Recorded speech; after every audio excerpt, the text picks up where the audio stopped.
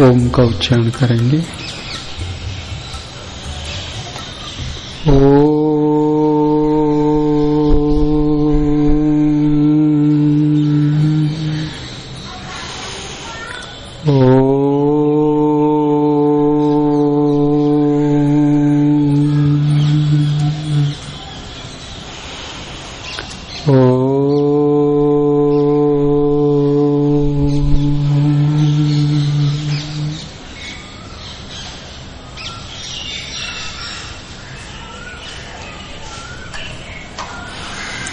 पूजनीय मातृशक्ति मुनि जी, आचार्य महानुभाव, ब्रह्मचारी गण, ऋग्वेदादि भाष्य भूमिका, वेद विषय विचार। कल हम देख रहे थे इस संसार की शुद्धि के दो कारण हैं। एक तो परमात्मा के द्वारा इस पृथ्वी जल अग्नि वायु आकाश इत्यादि की शुद्धि होती रहती है। दूसरा कारण जो है वो मनुष्य के द्वारा होता है। परमात्मा का जो सबसे बड़ा शुद्धि करने का यंत्र है, सबसे बड़ा जो कारखाना कहेंगे, वो सूर्य है। सूर्य से ईश्वर की सृष्टि की ऐसी व्यवस्था है कि यहाँ शुद्धिकरण होता रहता है। दूसरा जो है मनुष्य शुद्ध करता है, और मनुष्य इस जलवायु को शुद्ध करने का सबसे बड़ा जो साधन है, स्वामी जी यज्ञ कह रहे हैं। और वो जो जलवायु दूषित होता है वो मनुष्य के ही कारण होता है। मनुष्य ही अपनी सुख सुविधाओं के लिए दूसरे जितने भी कार्य करता है वो अपने लिए करता है, इसलिए यही मुख्य रूप से जलवायु दूषित करने का कारण मनुष्य बनता है, और इसी का कर्तव्य है कि इसको शुद्ध करे। कुछ इत्यादि बातें कल हुई थी। दूषित दूसरे जानवरों से भी होता है, ऐसा नहीं केवल मनुष्य से ही होता है, लेकिन वे अच्छे बुरे कार्य करने में स्वतंत्र नहीं है।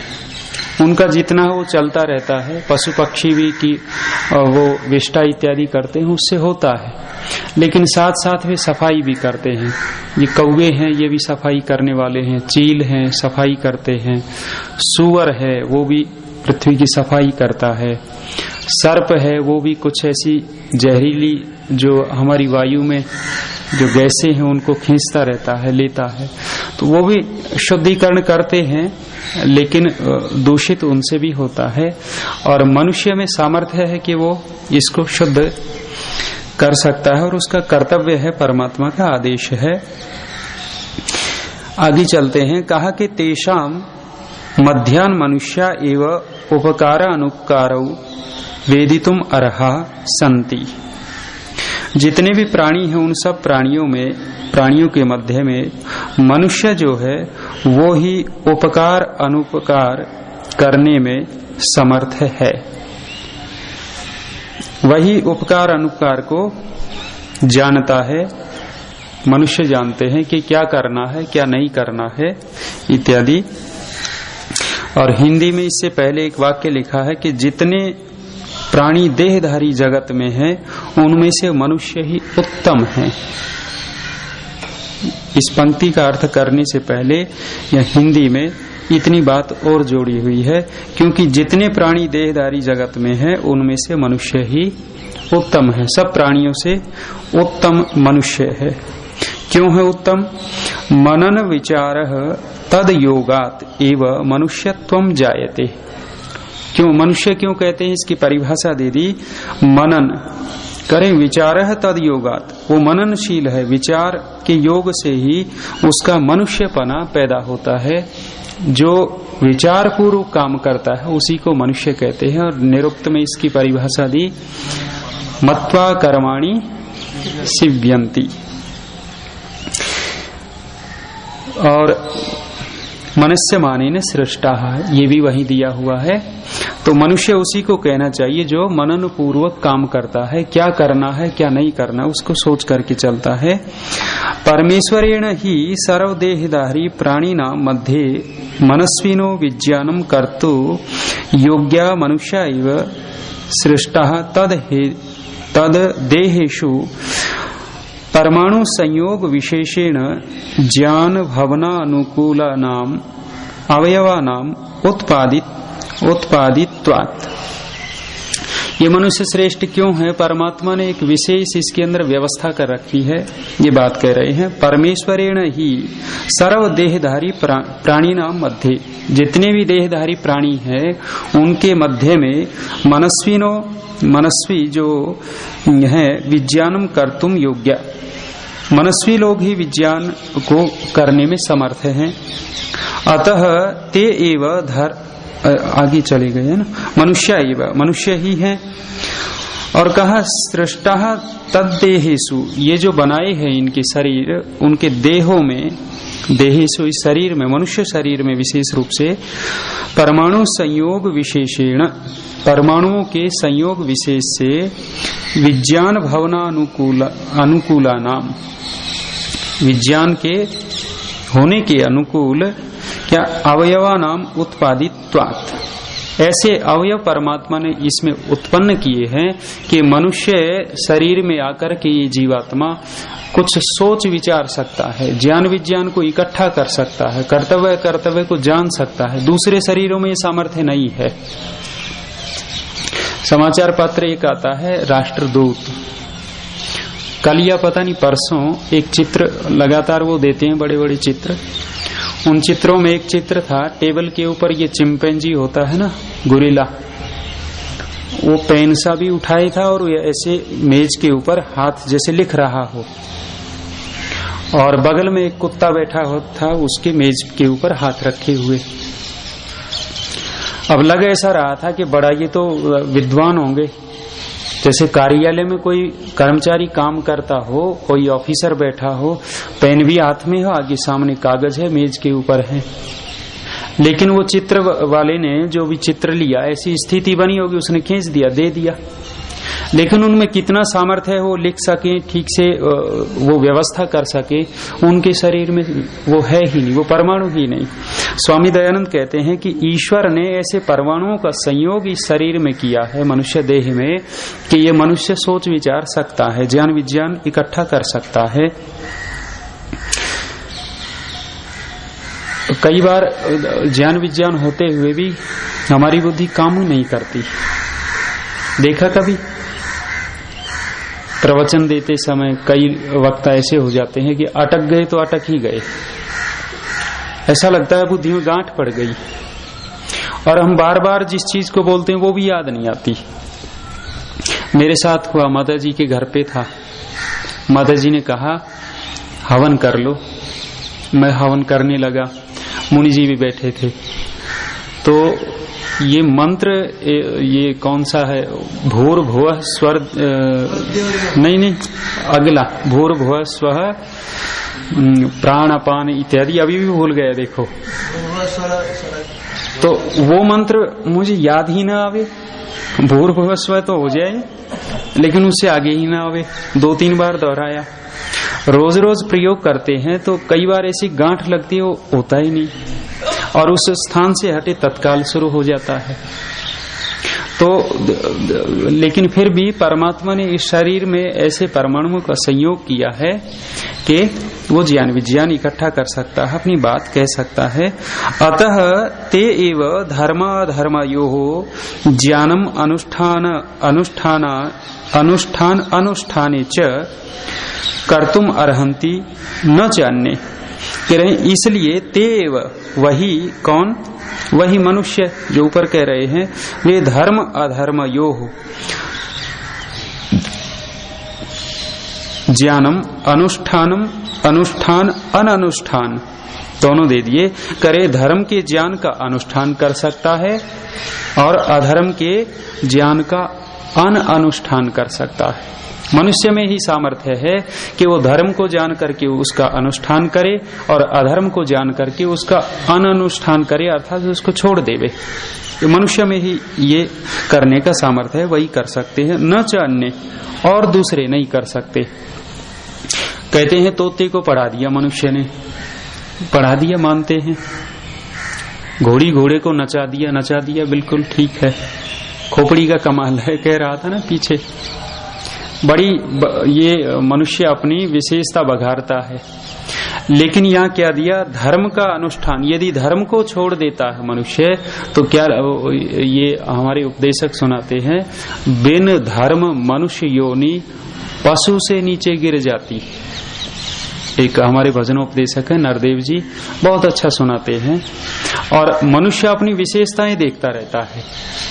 शीशे में देखा, नाक मेरी बहुत अच्छी, शीशा चलता रहता है। अच्छा, किसी भी आज तक किसी ने ये कहा हो कि फलानी जैसी नाक है इसकी, और नाक में बाजी कौन मारे है? कहते हैं भी तोते जैसी नाक है इसकी। नाक में भी वो पक्षी बाजी मारे हुए है, मनुष्य कहाँ। और जब आंख देखता है ना, सोचता है बड़ी अच्छी आंख है। अच्छा, कोई नहीं कहता फलानी मनुष्य जैसी आंख, क्या कहते हैं? कहते हैं हिरनी जैसी आंखें इसकी। वहां भी पशु आगे हैं। और देखना, हिरण कभी काजल नहीं डालता, काजल डालता वो देखो कितनी सुंदर आंखें होती हैं। और इसकी शोभा यदि धोए न ना, ये वेल धोई मिलती हैं कईयों की, तो आंखें वेल धोई मिलेंगी, वो छबके मारेगा तब खुलती हैं आंखें। बड़ा गर्व करता है मेरी आंख बहुत सुंदर, लेकिन पशु पक्षी बाजी मारे हुए हैं। कान देखता, कान बड़े अच्छे हैं, कहते ना घोड़े जैसे कान हैं। घोड़े के कान देखे हैं, यूं घूमते रहते हैं। तो जहां भी आप देखोगे वो क्यों है ऐसा? यदि धर्म है मनुष्य के अंदर तो ये सारे के सारे अवयव ठीक हैं, बहुत अच्छे हैं। और यदि धर्म नहीं है तो सब नीचे गिर जाता है। चलिए भटक जाएंगे। अस्मात् कारणात् सर्वोपकाराय सर्वैः मनुष्यैः यज्ञः कर्तव्य एव। इसलिए इस कारण से सबके उपकार के लिए सब मनुष्यों को यज्ञ करना चाहिए। सब मनुष्यों को कहा है, सन्यासी को छोड़ करके। 4 आश्रम हैं, चारों आश्रमों में सन्यासियों को ये कर्म छोड़वा दिए जाते हैं। छोड़वा दिए जाते हैं माने वो इतना उपकार करते हैं जगत का कि उनको करने की आवश्यकता नहीं रहती। उस समय बहुत ज्यादा दूसरे का भला कर देते हैं, इतना पुण्य कमा लेते हैं कि यज्ञ से बहुत थोड़ा पुण्य मिलता है और वो बहुत ज्यादा पुण्य कमा लेते हैं। इसलिए सन्यासियों को छोड़ करके दूसरे जो 3 आश्रम हैं वो यज्ञ करें। फिर कह रहे हैं किंच भो कस्तूरी आदि नाम सौरभि युक्ता नाम द्रव्याणाम अग्नौ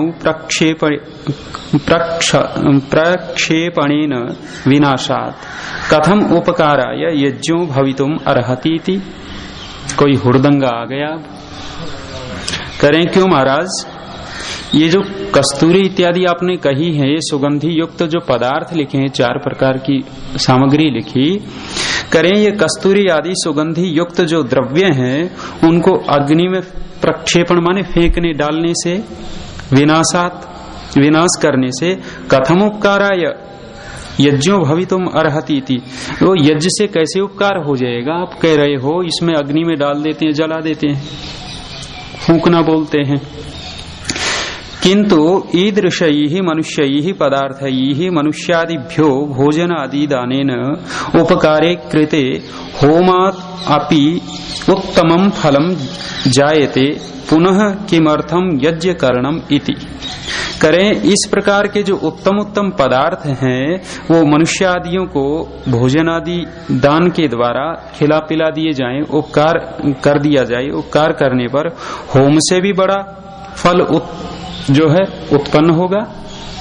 किसी मनुष्य को यदि हम खिला दें, लौकिक दृष्टि में तो बहुत अच्छा दिखता है। सामान्य आदमी तो यही देखता है कि देखो जला दिया इन्होंने 1 किलो घी, और किसी को हलवा बना करके खिला देते तो बड़ा मूंछों पे हाथ फेरता हुआ जाता और कहता बहुत बहुत अच्छा, माता जी ने बहुत अच्छा हलवा बनाया, खूब प्रशंसा, और माँ भी फूल गई, खिला दिया मैंने। लेकिन होगा क्या?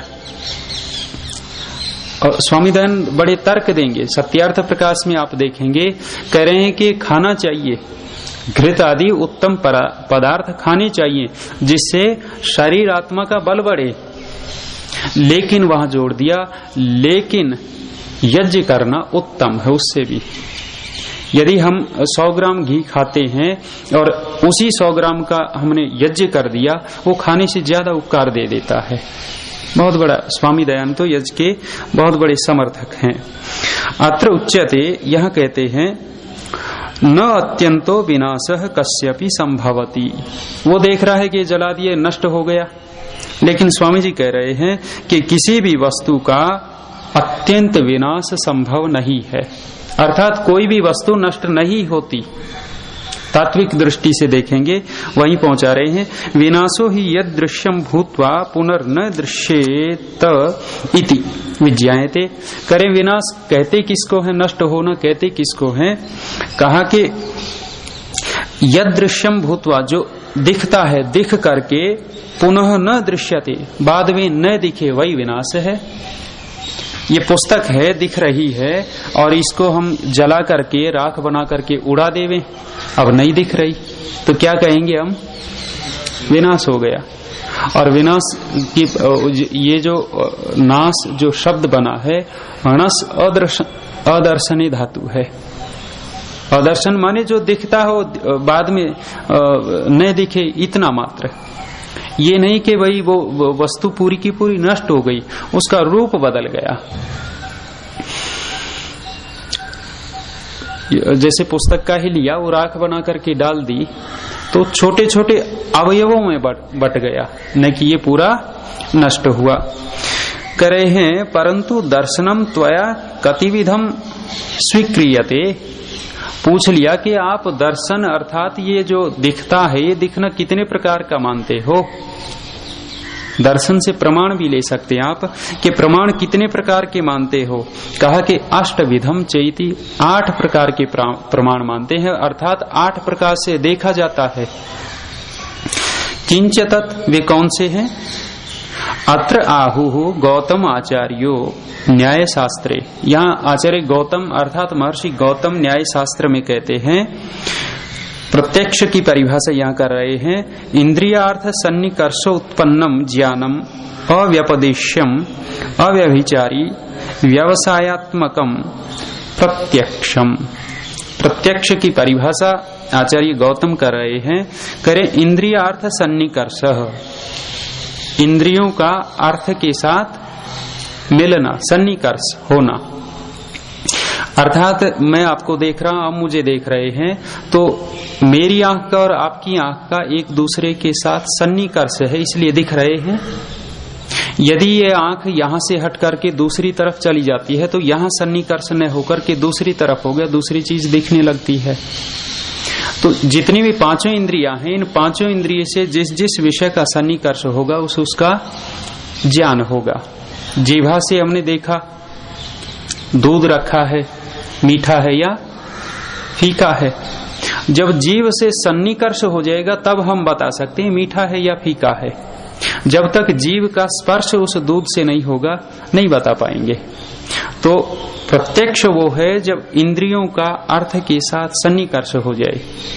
ये गर्म है या ठंडा है, कोई तवा हो, तवा रख रखा हो और उतार दिया, उतारने के बाद कुछ देर हो गई लेकिन गर्म हो सकता है, बचते हैं हम। तो जब तक उसका स्पर्श नहीं हो जाएगा इंद्रिय का, त्वक इंद्रिय का उसके साथ संपर्क नहीं होगा, सन्निकर्ष नहीं होगा, तो हमें पता नहीं लगेगा गर्म है या ठंडा। ऐसे ही 5 इंद्रियों का वो कैसा होना चाहिए? अव्यपदेश, वो व्यपदेश रहित हो। व्यपदेश कहते हैं जो शब्द से ज्ञान होता है, शाब्दिक न हो वो। जैसे किसी ने ये कहा कि जल ले लो, अब जल ले लो और जल लिख करके दे दिया, ये लो जल, कोई मानेगा? अथवा उसके कान में कह दिया जल, तो नहीं मानेंगे। अर्थात वो शब्द से नहीं, वो अव्यपदेश्य अर्थात साक्षात जल हमने देखा, इन दो अक्षरों का नाम जल है और जिस द्रव्य का नाम जल है वो लाना पड़ेगा, वो होगा प्रत्यक्ष। संज्ञा संजी होता है, जैसे एक संज्ञा एक संजी, संज्ञा माने नाम और संजी माने द्रव्य वस्तु, ऐसे। तो दूसरा कहा अव्यभिचारी अर्थात जिसका व्यभिचार न हो, जिसका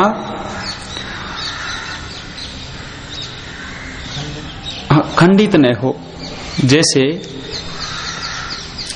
अव्यभिचारी का उदाहरण दें, जैसे हम जा रहे हैं, कुछ थोड़ा थोड़ा सूर्य डूब गया, अंधेरा शुरू हो गया, अंधेरा शुरू हो गया तो कोई रस्सी पड़ी हो और रस्सी पड़ी टेढ़ी मेढ़ी है और हमने देखा उछल पड़े सांप है, तो वो सांप नहीं है, हमें भ्रम हो गया, सांप तो है नहीं लेकिन रस्सी है, लेकिन हमने क्या मान लिया, सांप है। तो ये जो है, ये जो ज्ञान है हमारा व्यभिचार को प्राप्त हो सकता है, क्योंकि हम वहां जाकर के देखेंगे तो पता लगे ये तो रस्सी है। बचपन में बड़ी वो करते थे मजाक। एक बार गली में एक ये माताएं पहले वो पहनती थी घाघरा, घाघरी होती है ना, आजकल नहीं है, पहले की माताएं पहनती थी। बूढ़ी बूढ़ी माताओं के पास अभी भी कहीं कहीं संदूक में पड़ा मिल जाएगा, और कहते हैं 52 गज का होता था। अब पता नहीं 52 गज देखो, आजकल की तो वजन न उठा पावे। इतना भारी घाघरा पहनती, वो पता नहीं कितने सारे तो आभूषण पहन करके माताएं चलती थी। पहले की माताएं बताती थी वो इतने सारे आभूषण, और जब किसान होते थे सिर के ऊपर वो बैलों का चारा और हाथ में उस किसान के लिए रोटी और गोद में बालक, इतना लेकर के चलती थी, दूर दूर तक खेतों में जाती। आजकल नहीं उठा पाती।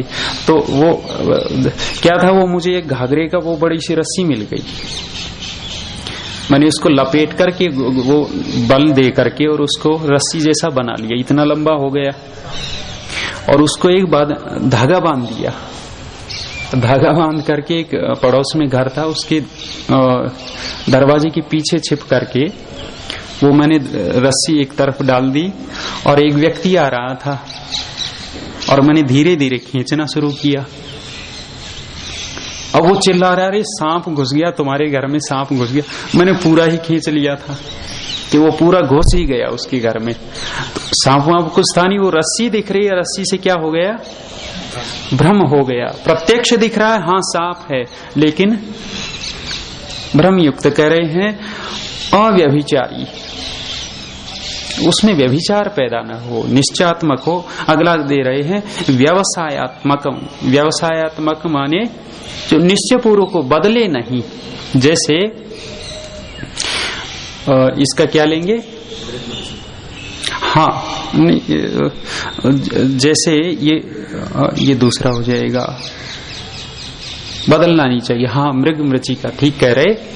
जैसे मृग मृचिका का उदाहरण देते हैं, मृग तृष्णा जिसको कहते हैं, तो वहां होता क्या है, मृग जब देखता है दूर रेत में, तो यहाँ लू चलती है तो ऐसा लगता है जैसे लहरें चल रही हो पानी में, और पास में जाकर के देखते हैं तो कुछ और ही होता है। तो वह निश्चय नहीं होता, वहां जाकर के पक्का निश्चय हो जाता है तो कुछ और है। तो ऐसा कुछ व्यवसायत्मक ये ज्ञान होना चाहिए, उसको प्रत्यक्ष कहेंगे। अगला कह रहे हैं अथ तत्पूर्वकम त्रिविधम अनुमानम पूर्वत शेषवत सामान्य तो दृष्टम च। अब अनुमान भी प्रमाण कहा है, और कहा तत्पूर्वक। तत्पूर्वक माने वो प्रत्यक्ष पूर्वक होता है अनुमान, और वो अनुमान 3 प्रकार का कहा, पूर्वत, शेषवत और सामान्य तो दृष्ट। पूर्वत माने होता है, हमने पूर्व में देख रखा है कि बादल होता है, वर्षा होती है, बादल के बिना वर्षा होती ही नहीं। तो हमने देखा कि अब बादल है, और हम पहले ही कह देते हैं कि भाई अब वर्षा होने वाली है। माने कारण को देख करके कार्य का पता लगा लेना, इसको पूर्ववत अनुमान कहते हैं। और शेषवत जो होता है वो कार्य को देख करके कारण का अनुमान लगा लेना। जैसे हमने संतान देखी तो हम क्या अनुमान लगा लेते हैं, इसके माता पिता भी होंगे, इसको कहते हैं शेषवत। इसके और बहुत सारे आप उदाहरण बना सकते हैं। तीसरा है सामान्य तो दृष्ट। सामान्य तो दृष्ट माने वहां कार्य कारण नहीं देखते, वहां सामान्य चीज देखी जाती है। जैसे मैं यहां से अपने कक्ष में चला गया, तो कक्ष में चला गया तो ये कहने लग जाए वे अपने आप पहुंच गए। जैसे टीवी में दिखाते हैं ना, फक ब्रह्मा जी उत्पन्न हो गए, ये नहीं होता। अर्थात बिना गमन के देशांतर प्राप्ति नहीं हो सकती। यदि मैं यहां से चलूंगा तो वहां पहुंच सकता हूं, नहीं चलूंगा तो नहीं पहुंच सकता। इसलिए कोई व्यक्ति हमने दिल्ली में देखा, 2 दिन बाद अजमेर में देखा, तो हमने क्या अनुमान लगाया कि वहां से ये चल करके आया है, भले ही रेल में बैठ के आया हो, बस में बैठ करके आया हो। तो इसको कहते हैं सामान्य तो दृष्ट। ये 3 प्रकार का अनुमान। और आगे दे रहे हैं उपमान। प्रसिद्ध साध रह है ऊपर, रेफ है साधर्म में, हाँ, प्रसिद्ध साधर्म्यति साध्य साधनम उपमानम। एक उपमान प्रमाण दिया। करें प्रसिद्ध जो साधर्म्य है, साधर्म्य माने समानता, तो प्रसिद्ध जो साधर्म्य है, समानता है, उससे साध्य का जो साधन है उसको उपमान कहते हैं। साध्य कहते हैं जिसको हम जानना चाहते हैं, सिद्ध करना चाहते हैं, वो साध्य है। और उस साध्य को जिस साधर्म्य से जाना जाए उसको ये उपमान कह दिया। जैसे लौकिक उदाहरण प्रसिद्ध लेते हैं, जैसे हमने गाय देख रखी है और जंगल में चले जाएं तो क्या कहेंगे, भी गाय के तुल्य नील गाय होती है। नील गाय माने शायद यहाँ रोजड़ा बोलते हैं, क्या बोलते हैं जी, रोजड़ा बोलते हैं, रोज नील गाय। तो ये सादृश्य देखा कि इसके कुछ जो गुण हैं, जो बाह्य वो दिखते हैं, ऐसे ही उसमें भी दिखेंगे। जैसे कहा कि भाई वहां देवदत्त के तुल्य यज्ञदत्त है, माने जैसे मोटा ताजा देवदत्त है ऐसे ही यज्ञदत्त भी मोटा ताजा है। तो ऐसे कुछ गुणों को देख करके किसी एक के और दूसरे में वो गुण दिखते हैं तो ये साधर्म में हो जाता है, इसको उपमान कहा। आगे कहा आप तो उपदेश शब्द, ये चौथा प्रमाण। जो आप्त हैं, जो विद्वान हैं, जो ऋषि हैं, जो योगी हैं, जो निष्कपट हैं, निश्चल हैं, शुद्ध पवित्र आत्मा जो होते हैं, उनका जो कहा होता है वो शब्द प्रमाण में आ जाता है। तो यहाँ 4 प्रमाण दिए।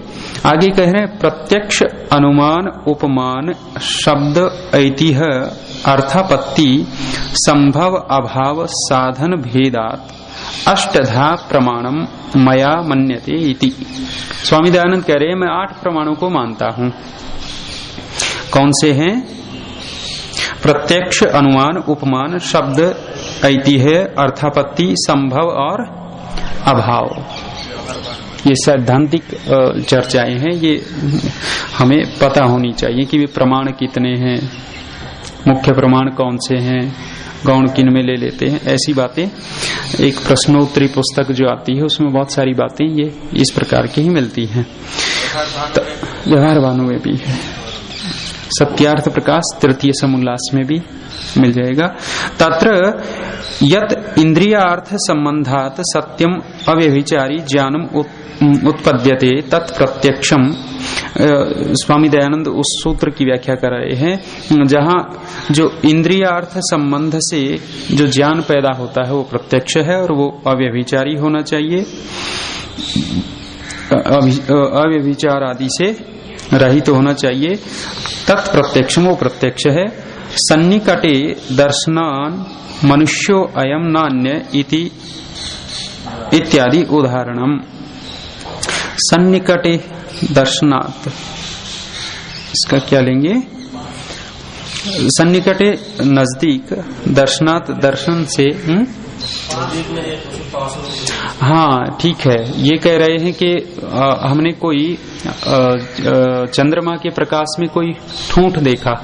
ठूंठ माने कोई वृक्ष टूटा हुआ सूखा और वो खड़ा है, वो हमने देखा और देख करके ऐसा लगा कि ये तो मनुष्य है। और क्या हुआ कि सन्निकटे, नजदीक जाने पर उसके दर्शन हुए कि तो मनुष्य है इत्यादि उदाहरण ये हो जाएंगे, अर्थात वो व्यभिचार को प्राप्त हो जाता है, ऐसा प्रत्यक्ष न हुए। तत्र ये हो गया, तत्र लिंग ज्ञानेन लिंगिनो ज्ञानम जायते तद अनुमानम। करे हैं कि एक देश के देखने से, लिंग ज्ञानेन चिन्ह को देखने से पूरे लिंगी का जो ज्ञान हो जाता है वो अनुमान है। माने हमने पहले हाथी देख रखा है, हाथी देख रखा है तो कभी हमने उस हाथी का पैर देख लिया, समय हो गया भाई, हाथी का पैर देखा तो उसका एक भाग देख करके हमने पूरे का अनुमान लगा लिया कि ये तो हाथी है। हमने पूरा नहीं देखा, केवल एक चिन्ह देखा, अथवा उसकी पूंछ देख ली, पूंछ देख करके भी हम अनुमान लगा लेते हैं कि हाथी है इत्यादि, ये अनुमान में आ जाता है। पुत्रम दृष्ट्वा आसीद अस्य पिता इत्यादि उदाहरणम। करें पुत्र को देख करके हम अनुमान लगा लेते हैं कि इसके माता पिता भी हैं। ये अनुमान के उदाहरण दे दिए। समय ज्यादा ले लिया आज तो मैंने देखा नहीं, मुझे क्षमा कीजिए। शांति पाठ।